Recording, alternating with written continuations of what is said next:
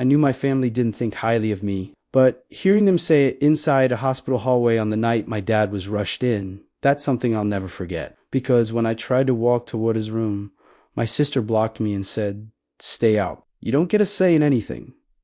But then the doctor stepped out, and everything changed. My dad had collapsed earlier that evening. The ambulance took him straight to the ER, and I drove behind them, shaking, terrified. By the time I reached the hospital, my family was already there. My sister, my aunt, and my brother-in-law clustered, together like a committee, deciding my value. They barely acknowledged me when I arrived. My sister just said, "Sit somewhere. We'll handle the decisions."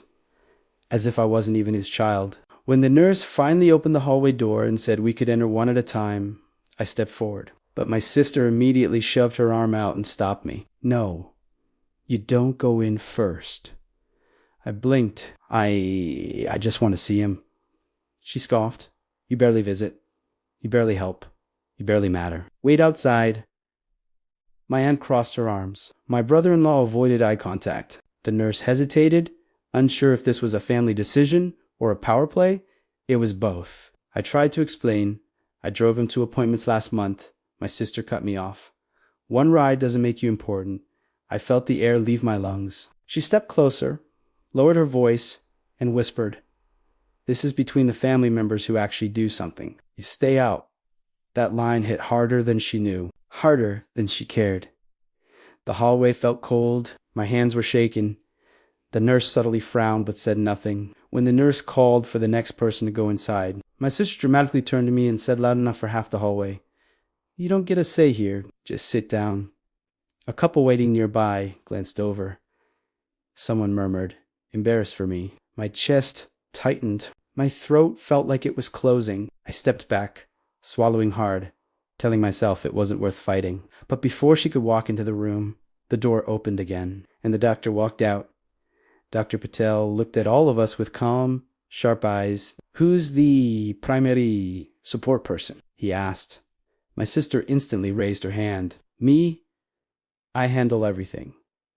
But the doctor didn't even look at her. His gaze moved straight to me. "You're the one who brought him in last month, right?" he asked gently. My sister froze.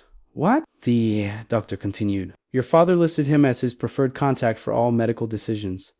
Silence, thick, heavy. My sister's face drained of color.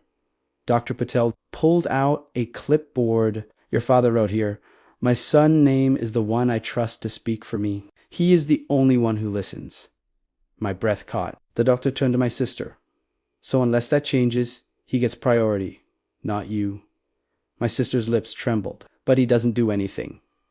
The doctor raised an eyebrow. "He was the one who accompanied your father every time last month. He was the one who asked the right questions. He was the one who stayed late. I remember him clearly. Everything she tried to hide, everything she minimized, was now exposed in the cold hospital light." The doctor looked at me. "Your father is awake. You can go in first." My sister stepped aside, speechless. My aunt looked down at the floor. As I walked past them, I didn't feel angry. I didn't feel triumphant. I just felt seen. For once, someone acknowledged what I'd done. Someone who wasn't family and yet understood me better than they ever had. When I entered Dad's room, he smiled weakly and whispered, "I knew you'd come." And for the first time that night, I finally breathed.